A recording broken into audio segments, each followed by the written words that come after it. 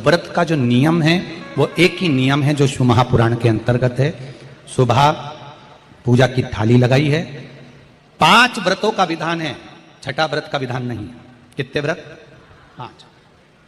सुबह पूजन की थाली लगाई है। पूजा की थाली, अभिषेक का सामान सब लेकर आप मंदिर में जाइए। शिव मंदिर में जाकर बाबा का जल अभिषेक पूजन करिए जिस हिसाब से आप करते आए हो। पूजन की थाली में सामान उतना रखना जो शाम को भी आपके साथ चला जाए, अलग से नहीं रखना पड़े।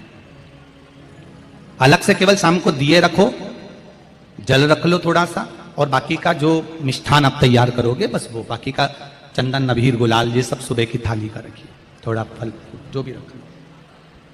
सुबह पूजन करो, बाबा का निवेदन करो, घर आ जाओ, थाली को ढक कर रख दीजिए। शाम को जब जाओ कोई प्रसाद उतना ही बनाओ जितना भगवान के लिए बना रही हो। ये नहीं कि खीर ज्यादा बना ली तो आधी हम यहां ले जाएं और आधी घर के लिए छोड़ दें, नहीं, उतना ही बनाओ जितना भगवान के लिए जाएगा, जिसमें से 3 हिस्से होंगे। एक पात्र में भरकर ले जाओ, दोने ले जाओ, कटोरी ले जाओ, प्लेट ले जाओ, जो तुम्हारी मर्जी पड़े, कागज ले जाओ, जो तुम्हारा मन पड़े वो ले जाओ। 6 दिए लेकर जाओ, बाबा के मंदिर में जाकर पूजन अर्चना करो। शाम को अभिषेक नहीं करना है, केवल छींटा देना है। थोड़ा सा जल जो बचा हुआ है उसमें से थोड़ा थोड़ा छींटा देकर, जल का थोड़ा सा छींटा देकर पूजन आदि कर कर, जैसी पूजन सुबह करी वैसे ही भाव से पूजन करो। 5 दिए थाली में से नीचे रख दो, छठवा दिया भी नीचे उतार दो थाली में से। 5 दिए लगाना जब प्रसाद के 3 हिस्से पूरे कर दो, प्रसाद के 3 हिस्से रख दो नीचे, फिर दिए लगा दो 5। एक दिया उठाकर जिसको जलाया नहीं है वापिस अपनी थाली में रख दो। 5 दिए प्रज्वलित कर कर बाबा को निवेदन कर दो, बाबा आज मेरा पहला पशुपति व्रत है, इसको स्वीकार करना। दिल से बाबा इस कार्य के लिए मैंने करा है, इसको स्वीकार कर लेना। बहुत सुना बाबा पशुपति व्रत में कर रही हूं, मैं भी पूर्व में ना जाने कितनी योनियां ली होंगी, कौन सा मैंने बेकार कर्म करा होगा जो आज मुझे दुख भोगना पड़ रहा है। इस दुख को आप मिटा सकते हो क्योंकि आपका नाम पशुपति नाथ है। आप इसको मिटाइए, विनय करो, बाबा से विनती करो। एक दिया, एक प्रसाद का हिस्सा थाली में लेकर आ जाओ, बाबा को निवेदन कर कर, बाकी का वहां छोड़कर एक दिया, एक प्रसाद का हिस्सा लेकर आ जाइए। एक दिया, एक प्रसाद का हिस्सा लाए, घर के अंदर प्रवेश करते समय सीधे हाथ की ओर बैठकर, अपने घर की ओर मुख कर कर सीधे हाथ की ओर उस दिए को घर के बाहर प्रज्वलित कर दो। भगवान से विनती करो, भोलेनाथ आप मेरे घर में प्रवेश कर कर मेरा कार्य सिद्ध करें। बाबा को निवेदन कर कर अंदर जाइए। भोजन करने से पहले जो मीठा है, एक हिस्सा प्रसाद का है, उसको खा लीजिए। उस हिस्से में से किसी को नहीं देना, चाहे घर में बच्चे हों चाहे बड़े हों। उस प्रसाद का हिस्सा केवल तुमको खाना। पहले प्रसाद खाइए, उसके बाद में फिर भोजन करिए। एक समय फलाहार कर सकते हो, दूसरे समय भोजन कर सकते हो। इसमें जरूरी नहीं कि आपको मीठा ही खाना है। शाम का जो प्रसाद बनेगा वो मीठे का ही भोग लगेगा। सुबेरे आप आराम से नमकीन का भी फलाहार कर सकते हो, मीठे का भी फलाहार कर सकते हो। फलाहार के लिए कोई मना नहीं है, फलाहार आप कैसा भी कर सकते हो। पर भोजन जब करोगे, अन्न जब खाओगे, जब पहले भगवान का प्रसाद खा लो। 4 पशुपति व्रत पूर्ण हो, बीच में अगर कहीं रजस्वला धर्म आ गया, आपको पूजन नहीं करना है, घर में कोई सूतक सावड़ आ गया, या कोई व्रत फंस गया, एकादशी आ गई, या कोई व्रत आ गया, तीज आ गई, चतुर्थी आ गई, जिसका व्रत करते हुए आए हो, तो पशुपति व्रत उस दिन मत करो, फिर अगले सोमवार कर लेना। 3 हो गए, एक रह गया बीच का, उसको अगले में करो, वो चौथे में गिनती में आ जाएगा। 5वां छूट गया, कोई बात नहीं, 1 महीने बाद तो होगा, 8 दिन बाद तो होगा, 15 दिन बाद तो होगा, फिर उसको गिन लो, 5वां हो जाएगा।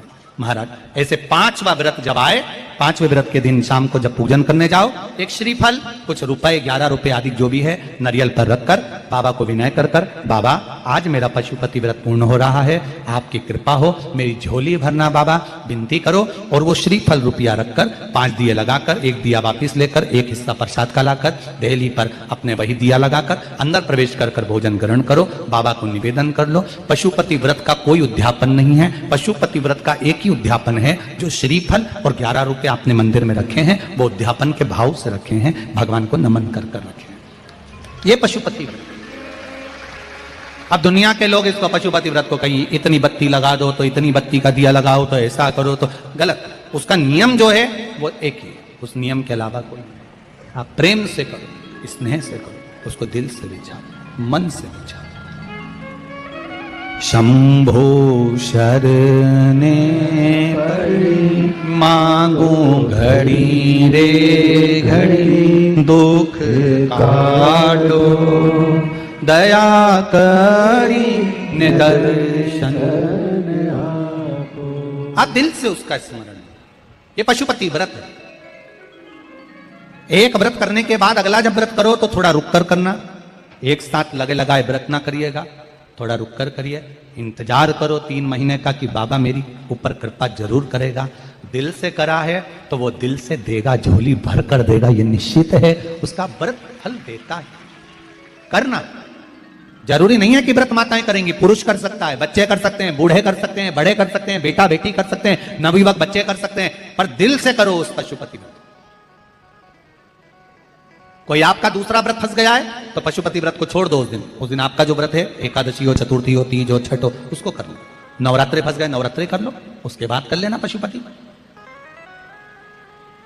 जितने व्रत रह जाए उस व्रत को बाद में।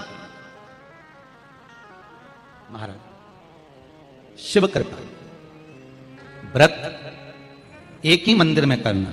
जिस मंदिर में पहला व्रत करा है उसी मंदिर में 5 व्रत करना। ये नहीं कि हम मायके में 2 व्रत करके आ गए और तीसरा व्रत हमने ससुराल में कर लिया। नहीं, 2 व्रत करके मायके से आ गई हो तो 3 व्रत भी मायके जाके ही करना। अगली बार ऐसे जाना कि सोमवार बीच में फंस जाए और तुम 1 व्रत करके आ जाओ। मायके में अगर व्रत कर रही हो तो अपनी पूजन का सामान अपने ही रुपए का होना चाहिए, मायके के पैसे का नहीं चाहिए। कुंवारी होती और तुम मायके के सामान से पूजन करती, अगर कुंवारी होती तो तुम्हारा वो पूजन लगता, पर विवाह होने के बाद, गोत्र बदलने के बाद आप अपना पूजन का धन अपना खर्च करें।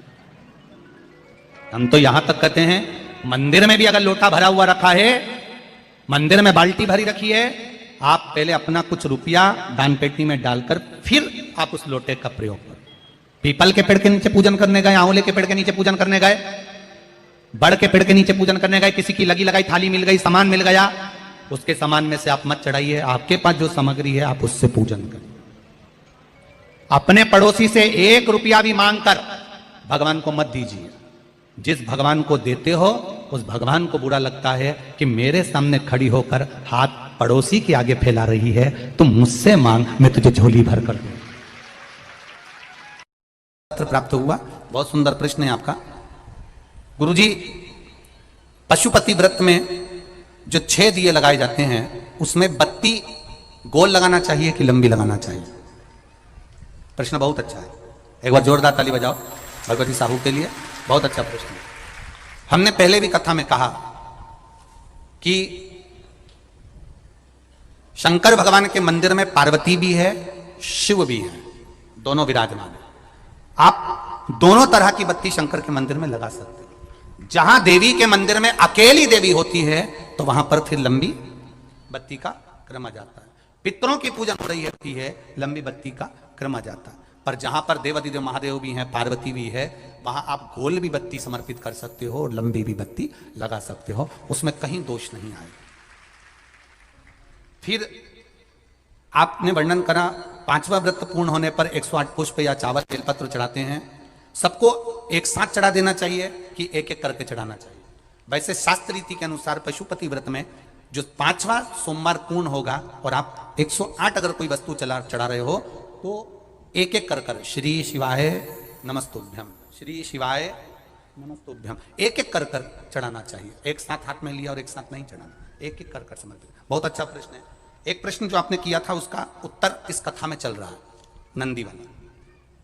जो प्रश्न आपने तीसरा करा है उसका उत्तर इस कथा में चल रहा है कि आप कहते हो कि मंदिर से जाते समय नंदी के कानों में कहकर चले जाओ। बैठिए बैठिए बैठिए बैठिए। बहुत सुंदर प्रश्न है आपके, बहुत भाव से और आनंद से आपने करा और जनमानस के कल्याण के प्रश्न है। ये केवल आपके लिए नहीं है, ये सबके लिए इतने जोरदार प्रश्न है। जो गलती भी करते होंगे तो उसको सुधार सकते। आपने कहा कि नंदी के कानों में कहना चाहिए। लोग हंसते हैं, कहते हैं बताओ वो नंदी के कानों में भगवान को कहना चाहिए। वैसे तो हम आपको एक बात बताते हैं कि दुनिया के लोग किसी दूसरे धर्म की कभी हंसी नहीं उड़ाते। दुनिया के लोगों को दूसरे का धर्म अच्छा लगता है।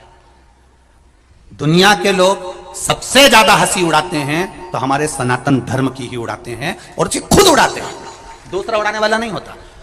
दूर के ढोल हमें समझ में आते हैं, उसका धर्म हमें समझ में आ गया, उनका क्या है, ऐसा है, आओ कुछ नहीं, उनके धर्म में ऐसा है, कितना आनंद हमें दूसरे के धर्म में लग रहा है, और हमारा सनातन धर्म हमको बुरा लगता है,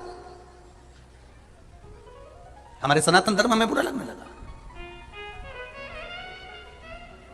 अरे भाई, लोग कहते हैं कि नंदी के कान में कहते हो, ये कोई हमारे पुराणों में या शास्त्रों में लिखा है? भगवती बहन साहू, आपको धन्यवाद देना चाहूंगा और एक बात कहना चाहूंगा,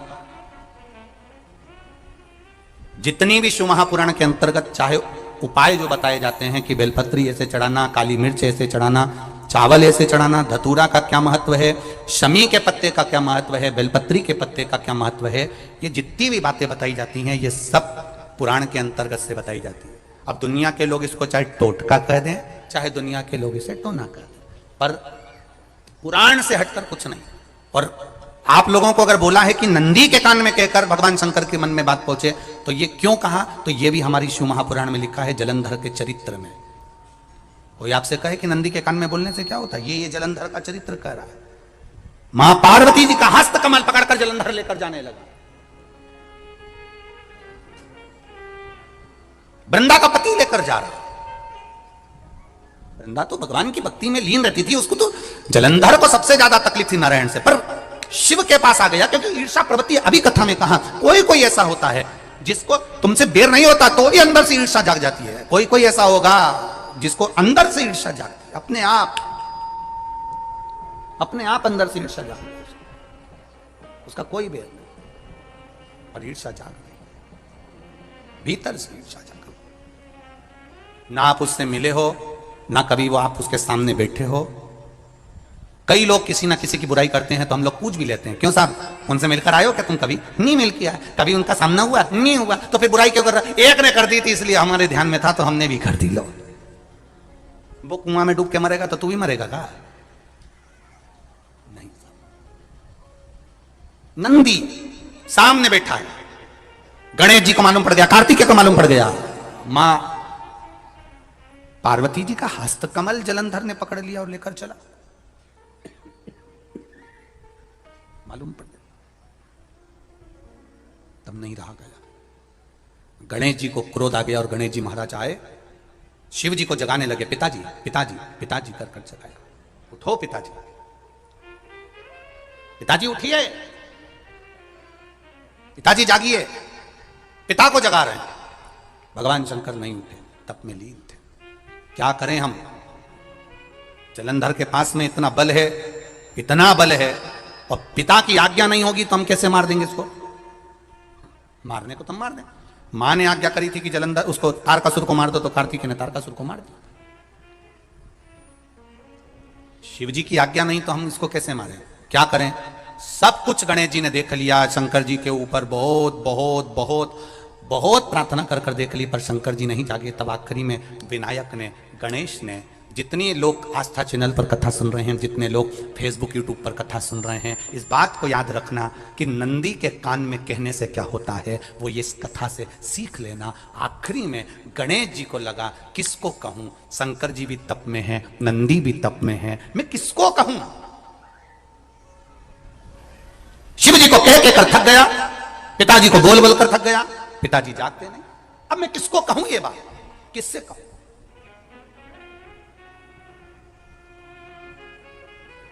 विनायक गए सीधे अब नंदी के पास में। नंदी भी तप में लीन थे, शंकर जी की ओर मुख था, शंकर जी की ओर मुख था। गए और जाकर तुरंत विनायक ने नंदी के कानों में जाकर कहा, नंदीश्वर, मैया का हाथ पकड़कर जलंधर लेकर जा रहा है, पिताजी तप में लीन है, कृपा करिए ना। बस केवल नंदी के कान में कहा, गणेश जी दूर हट गए। नंदी के कान में कहा, शंकर जी के नेत्र खुल गए, शिव जी के नेत्र खुले। ध्यान देना जरा, इस शिव महापुराण की, आशुतोष शिव महापुराण की कथा, जो कथा यहां कही जा रही है, यह कथा पहले के चरित्रों में सुनने को नहीं मिली होगी। जरा ध्यान देना इस संवाद पर, जितने लोग आस्था चैनल पर, जितने फेसबुक पर सुन रहे हैं, सनातन धर्म की हंसी उड़ाने वाले कह देते हैं नंदी के कान में कहने से क्या होता है, नंदी के सामने जाकर बोलने से क्या होता है, नंदी के पास बैठकर बोलने से क्या होता है, नंदी के पास बैठकर शंकर जी का मात्र दीदार करने से क्या होता है, दर्शन करने से क्या होता है। वो अच्छे से समझ लेना, जो लोग सनातन धर्म पर उंगलियां उठाते हैं वो अच्छे से समझ ले इस बात को।